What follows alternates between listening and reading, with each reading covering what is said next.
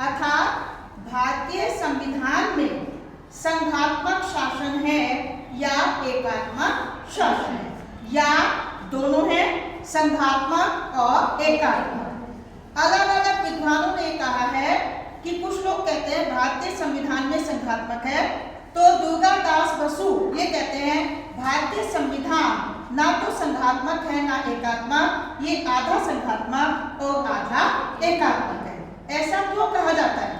ऐसा इसलिए कहा जाता है कि भारत के संविधान में कुछ विशेषताएं और तत्व आपके संघात्मक हैं और कुछ तत्व और विशेषताएं एकात्मक शासन व्यवस्था के हैं। तो आज हम इसी विषय पर आपको मैं आगे बढ़ाने जा रही हूँ। देखिए, मैंने ऊपर लिखा है भारतीय संघवाद, ये आपका मेन टॉपिक है। और भारत के संघवाद में संघ शब्द का प्रयोग नहीं है संविधान में।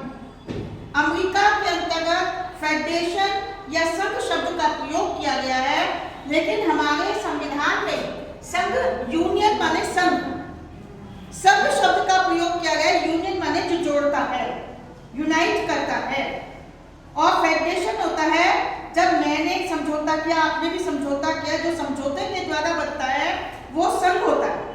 लेकिन हमारा जो संघ है वो यूनाइटेड है, हमारे यहाँ राज्य उसमें मिले हुए हैं, इसलिए यूनियन शब्द का प्रयोग है, संघ शब्द का प्रयोग नहीं है।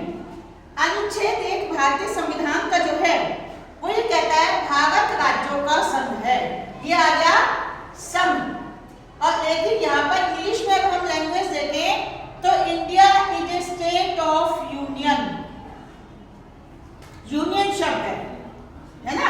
दूसरा, अगर हम देखें कि अब हम कह रहे हैं संघात्मक शासन प्रणाली क्यों अपनाई गई भारत में, क्यों भारत के संविधान निर्माताओं ने संघात्मक प्रणाली को अपनाया एकात्मक की अपेक्षा।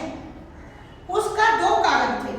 पहला, भारत में विशाल जनसंख्या है और क्षेत्रफल भारत का ज्यादा है। एकात्मक शासन प्रणाली छोटे क्षेत्रफल और छोटी जनसंख्या के लिए अच्छी रहती है, जबकि संघात्मक शासन प्रणाली विशाल क्षेत्रफल और जनसंख्या के अधिक उपयुक्त होती है। दूसरा कारण था हमारे यहाँ विविधता है, किस चीज की?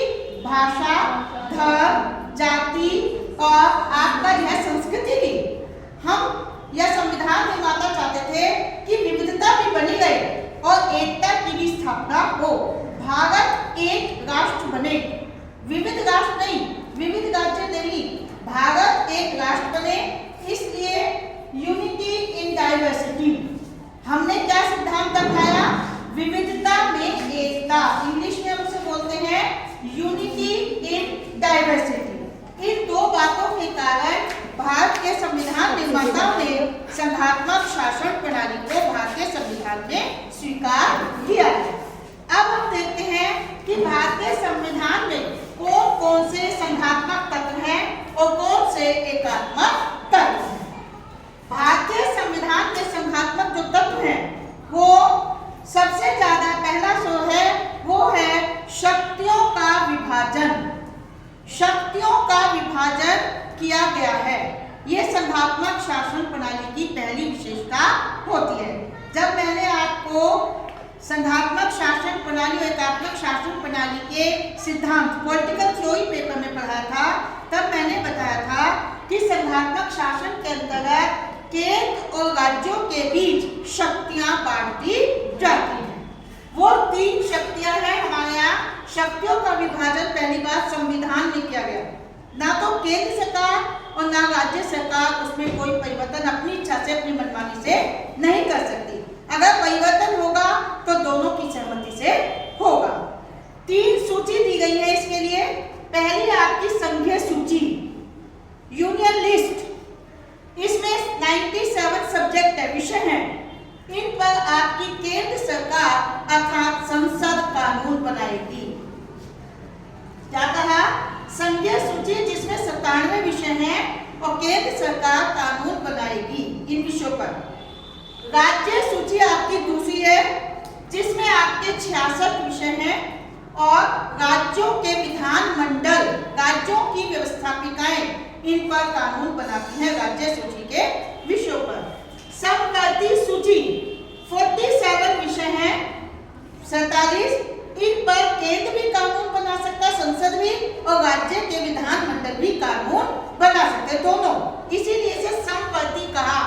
केंद्र और राज्य दोनों को अधिकार है, लेकिन अगर केंद्र ने भी कानून बनाया है और राज्य ने भी बनाया है और दोनों के बीच मतभेद हो तो केंद्र सरकार का कानून मान्य होता है।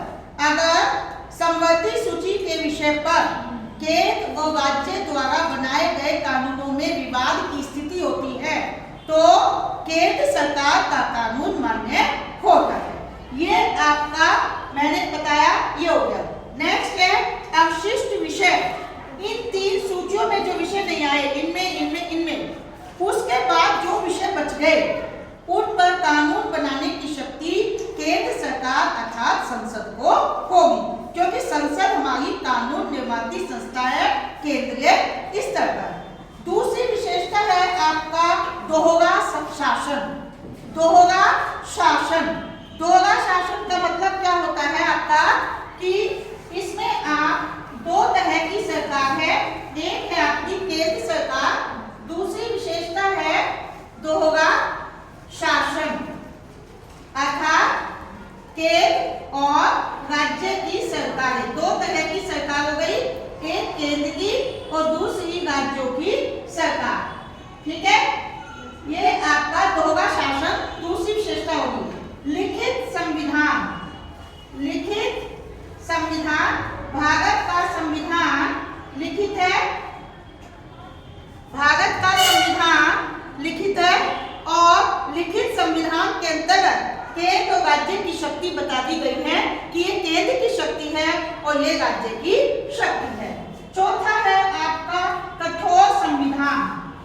कठोर संविधान इसलिए जिससे कि केंद्र और राज्य अपनी इच्छा अनुसार संविधान में इसमें शक्ति विभाजन में परिवर्तन ना करे या केंद्र मनमानी ना करे।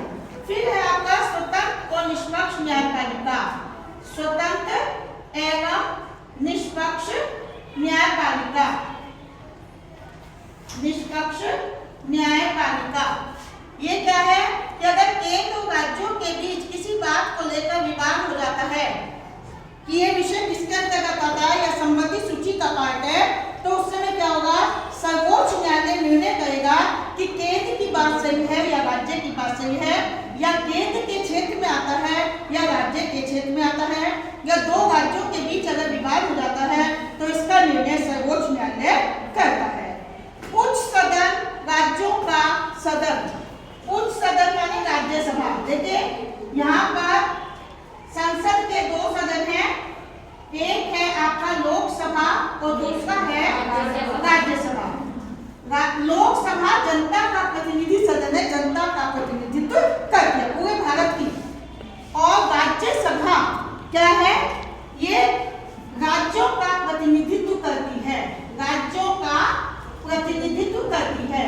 लेकिन संघात्मक शासन प्रणाली में क्या होता है कि प्राय जो आपका पहला सदन होता है वो जनसंख्या के आधार पर और दूसरा सदन राज्यसभा जो है वो राज्यों को प्रतिनिधित्व देता है। वहां पर समान प्रतिनिधित्व किया जाता है, चाहे छोटा राज्य हो या बड़ा।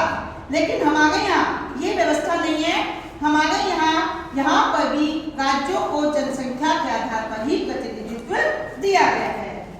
फिर है आपका एम.पी. पाइली, एक विचारक है, वो क्या कहते हैं, भारतीय संविधान संघवाद की कसौटी पर खरा उतरता है। भारतीय संविधान संघवाद की कसौटी पर खरा उतरता है, ये उसकी संघवादी विशेषता है। ये एक पार्ट आपका हुआ संघात्मक तत्व। अब हम करेंगे भारतीय संविधान में एकात्मक तत्व। हम इसको इधर ले लेते हैं क्योंकि हम 2 तरह के दिखाएंगे एकात्मक तत्व। देखिए हमने पहले लिखे थे संघात्मक तत्व, ठीक है, और अब हम लिख रहे हैं एकात्मक तत्व। ये हुआ एकात्मक तत्व।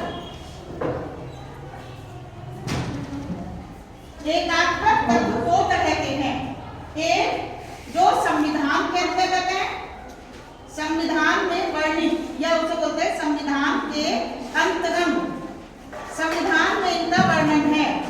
एक संविधान से बाहर, संविधान के बाहर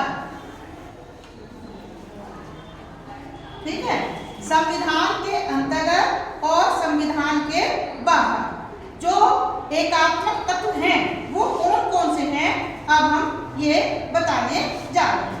सबसे पहला है इसमें इकहरी नागरिकता। इकहरी नागरिकता। दूसरा है आपका शक्तियों का विभाजन केंद्र के पक्ष में। शक्तियों का विभाजन केंद्र के पक्ष में।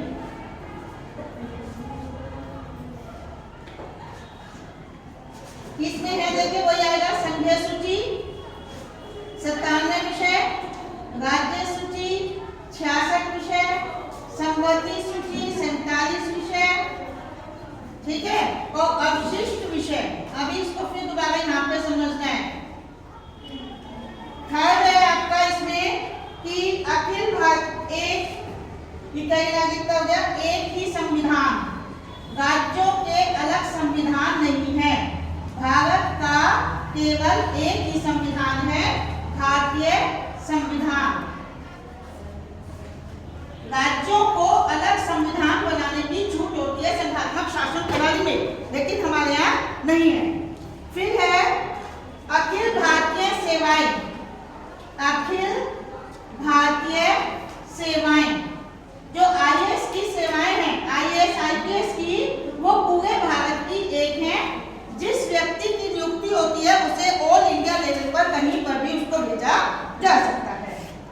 केंद्र सरकार राज्य की सीमाओं में परिवर्तन कर सकती है। पांचवा हो गया, केंद्र सरकार राज्यों की सीमाओं में परिवर्तन कर सकती है। जैसे मान लीजिए उत्तराखंड पहले यूपी में था, तो उत्तर प्रदेश में दो भाग कर दिए गए, एक उत्तराखंड नया राज्य बन गया और एक उत्तर प्रदेश। सीमाओं में कर सकती है, उनके नाम बदल सकती है। नाम आप देखें कई कई राज्यों के नाम बदल दिए गए।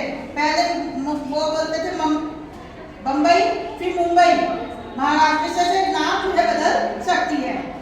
राज्यपाल एक। नेक्स्ट होता संकट काल।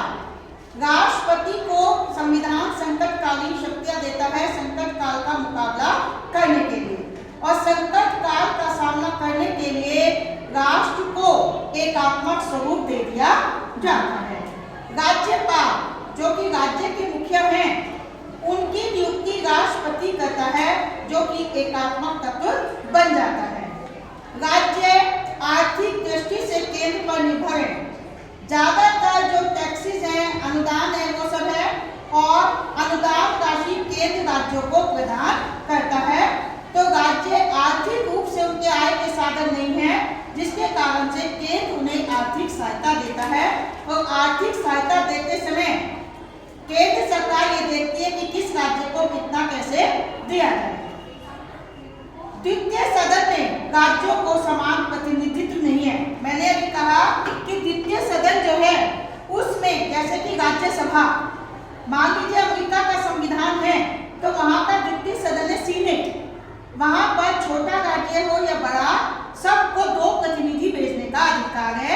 इसलिए सीनेट की सदस्य संख्या 100 है, वहां पर 50 राज्य, 50 मल्टीप्लाइड बाय 200। हमारे यहाँ ऐसा नहीं है। हमारे यहाँ राज्यसभा में भी जो छोटा राज्य है उसको कम प्रतिनिधित्व, और जो बड़ा राज्य है उसको ज्यादा सदस्य भेजने का अधिकार है। लेकिन राज्यसभा राज्यों का प्रतिनिधित्व करती है, वो लोकसभा जनता का प्रतिनिधि सदन है। नेक्स्ट है आपका कि राज्यसभा जो विधेयक पास करती है, उनमें से सब पर नहीं, कुछ विधेयकों पर राष्ट्रपति की स्वीकृति मांगी जाती है। तो यहाँ केंद्र सरकार का हस्तक्षेप बढ़ता है। केंद्र और राज्यों के बीच जो मतभेद हो जाते हैं, उनका निवारण केंद्र सरकार करती है। यहाँ पर केंद्र हावी हो जाता है। इसके साथ साथ केंद्र 2 राज्यों के बीच समझौता कराता है। ये समन्वयकारी शक्तियां हैं। वित्त आयोग, अंतरराज्य आयोग, क्षेत्रीय परिषद, जो कि राज्य और केंद्र सरकार के बीच संबंधों को स्थापित करने के लिए बनाई जाती हैं, उनमें केंद्र सरकार नियुक्ति या हस्तक्षेप करती है। ये थे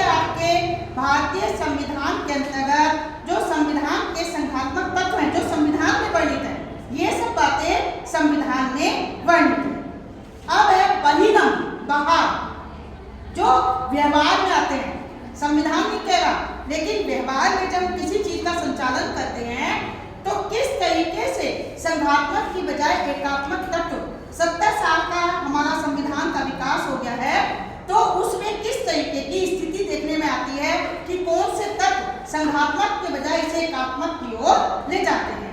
सबसे पहला होता है प्रधानमंत्री का चमत्कारी व्यक्तित्व। प्रधानमंत्री केंद्र का शासक है, केंद्र की सरकार का संचालन करता है, लेकिन भारत के उसमें व्यवहार में चाहे जवाहरलाल नेहरू पर गए हो प्रधानमंत्री, चाहे इंदिरा गांधी गई हो, चाहे अटल बिहारी वाजपेयी गए हो, और अब माननीय नरेंद्र मोदी जी, उनका प्रभाव है और राज्यों की सत्ता पर उनका प्रभाव दिखाई देता है। विशेष रूप से जहां केंद्र में भी बीजेपी की सरकारें हो मान लीजिए, और राज्यों में भी, पहले केंद्र में भी कांग्रेस की सरकार होती थी और राज्यों में भी कांग्रेस की सरकारें होती थी। तो प्रधानमंत्री का व्यक्तित्व चमत्कारी अगर है तो वो राज्यों के कार्यों पर प्रभाव डालता है। आप देखिए किसी भी राज्य के इलेक्शन होता है वर्तमान में, तो क्या होता है, प्रधानमंत्री के नाम पर वर्तमान में इलेक्शन लड़ा जाता है।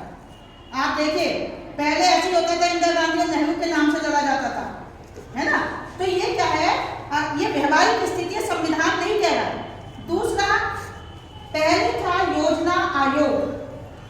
योजना आयोग की स्थापना 16 मार्च 1950 को हुई थी, लेकिन अब उसको परिवर्तित करके उसके नाम और उसके संगठन में थोड़ा सा परिवर्तन करके एक नया आयोग बनाया गया है, नीति आयोग, जिसकी स्थापना 1 जनवरी 2015 से हुई थी।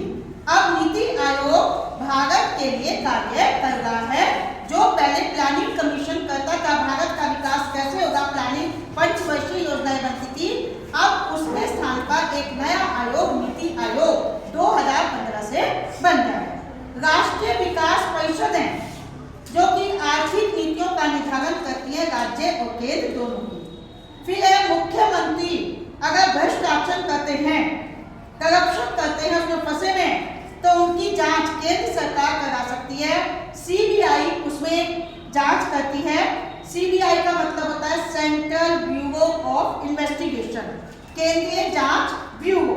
ये जो भी मामले हैं रिश्वत के, भ्रष्टाचार के, उसके आरोपों की जांच करती है। तो ये माना जाता है कि सीबीआई केंद्र की एजेंसी है और सीबीआई के माध्यम से केंद्र सरकार विरोधी दल या अपने विरोधियों या मुख्यमंत्रियों के कार्यों में भी हस्तक्षेप जांच पड़ताल के नाम पर उन्हें कर सकती है। ये आपके बहिरंग तत्व हैं। अब अगर इस क्वेश्चन का निष्कर्ष निकालें, देखिए क्वेश्चन ऐसे भी आ जाता है कि भारतीय संविधान एकात्मक है या संघात्मक, या भारतीय संविधान अर्ध संघात्मक है अर्ध एकात्मक। इसका अगर हम अब निष्कर्ष निकालेंगे, पहले हमने क्या कहा कि भारतीय संविधान में संघात्मक शासन है, यूनियन शब्द का जो हमने प्रयोग किया, और उसके बाद संघात्मक तत्व हमने देखे कि क्यों संघात्मक शासन प्रणाली को अपनाया, कौन कौन से संघात्मक तत्व है। फिर आया कि इसमें संघात्मक तत्व के साथ साथ कुछ एकात्मक तत्व भी है। अब निष्कर्ष में हम कह सकते हैं, जैसे केसी बिहर संविधान निर्मात्री सभा के होते हैं, उन्होंने कहा था भारतीय संविधान एक ऐसे राज्य की स्थापना करता है जिसमें संघीय तत्व जो है गौण रूप से हैं, प्रमुख रूप से क्या है, प्रमुख रूप से एकात्मक तत्व है और गौण रूप से आपके संघात्मक तत्व है। केसी मुखर्जी वो कहते हैं भारतीय संविधान असंघीय अथवा एकात्मक है। ये दोनों विद्वान इस बात पर बल दे रहे हैं कि भारत के संविधान में संघात्मक तत्व कम और एकात्मक अधिक है। दुर्गादास बसु एक विचारक है जिन पर कोटेशन है कि भारतीय संविधान न तो संघात्मक है और न ही एकात्मक, मगर यह दोनों का मिश्रण है। निष्कर्ष हमारा ये निकलेगा कि दोनों का मिश्रण है। डॉक्टर अंबेडकर ने जो संविधान निर्मात्री सभा के वो थे अध्यक्ष प्रारूप समिति के, उन्होंने कहा था संविधान को संघवाद के कठोर ढांचे में नहीं ढाला गया है। हमने संघवाद अपनाया लेकिन कठोरता के साथ नहीं, हमने उसमें एकात्मकता का भी गुट दिया। अब देखिए क्या हो जाता है, जो मैं आपसे कह रही थी यहाँ पर ये जो संघीय सूची है इसमें 97 विषय हैं, ठीक है। संवर्धित सूची में 47 विषय हैं और बाकी के जो विषय बच गए उन पर सब पर कानून बनाने का अधिकार केंद्र सरकार को है, ठीक है। तो क्या होता है कि केंद्र शक्तिशाली हो गया, 97 विषय तो ये हो गए, 47 ये हो गए और अवशिष्ट विषय भी उसके पास है, अवशिष्ट की कोई सीमा नहीं होती। राज्य सरकारों के पास केवल ये 66 विषय हैं, 66। तो ये कहा जाता है कि केंद्र अधिक शक्तिशाली बनाया गया, केंद्र सरकार को अधिक शक्तिशाली बनाया गया क्योंकि संघीय सूची में 97 विषय, संवर्धित सूची में 47 विषय और अवशिष्ट विषय केंद्र को दे दिए गए हैं। राज्यों के पास केवल 66 विषय हैं, तो राज्य सरकारें केंद्र की अपेक्षा कमजोर है।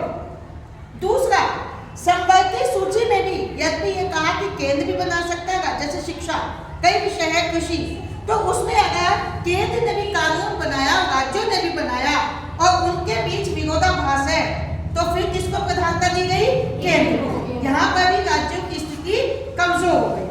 तीसरा, मैंने अभी आपने सुना होगा कि राज्यों को अनुदान राशि केंद्र देता है क्योंकि राज्यों की आय के साधन उतने नहीं होते डेवलपमेंट और विकास के लिए, तो उस समय भी केंद्र क्या करता है? सौतेला व्यवहार करता है। जहां पर उसके दल की सरकारें होती हैं या जहां चुनाव होना होता है, फायदा होना होता है, वहां पर अधिक अनुदान राशि घोषणा की जाती है, विकास की योजनाएं बनती हैं, और जहां दूसरे विरोधी दल की सरकारें होती हैं वहां पर दी जाती है, कम ज्यादा हो जाती है। इसे हम कहते हैं सौतेला व्यवहार। और ये अब नहीं है, देखिए कांग्रेस की सरकार इतने साल रही तब भी यही होता था, ये आरोप तब से लगा, बल्कि तब ज्यादा थे, ठीक है।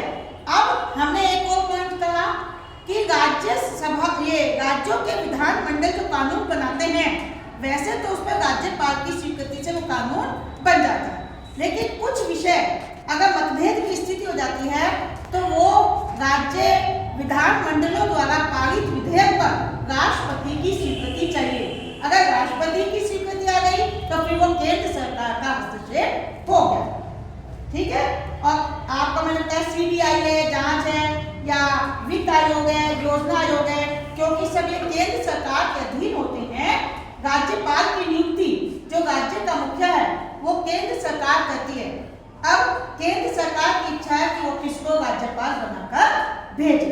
राज्य का जो मुखिया है, अब क्या स्थिति आ जाती है बेटा? जब विरोधी दल की सरकार हो राज्यों में और जिस राज्यपाल को चुनकर या मनोनीत करके नियुक्त करके राष्ट्रपति के माध्यम से राज्यों में भेजा गया, वहां की सत्ता उन पार्टियों से स्वीकार नहीं करती, उसका सम्मान नहीं करती, कई बार असंवैधानिक, इस समय वर्तमान में ज्यादा देखने में आ गया, चाहे वो जम्मू कश्मीर हो चाहे महाराष्ट्र हो, कई राज्यों में ऐसी स्थिति आई कि राज्यपाल की गरिमा का सम्मान वहां की सरकार के द्वारा नहीं किया जाता, जो कि एक विवादास्पद स्थिति है। इसकी दूसरी भी बात है कि राज्यपाल भी स्वतंत्र होकर, निष्पक्ष होकर कार्य नहीं करते हैं और वो केंद्र के प्रतिनिधि बनकर कार्य करते हैं। राज्यपाल पहले राज्य का मुखिया है, केंद्र का प्रतिनिधि नहीं, केंद्र केवल उसकी नियुक्ति करता है। कायदे से राज्यपाल को निष्पक्ष होकर अपने कार्य करने चाहिए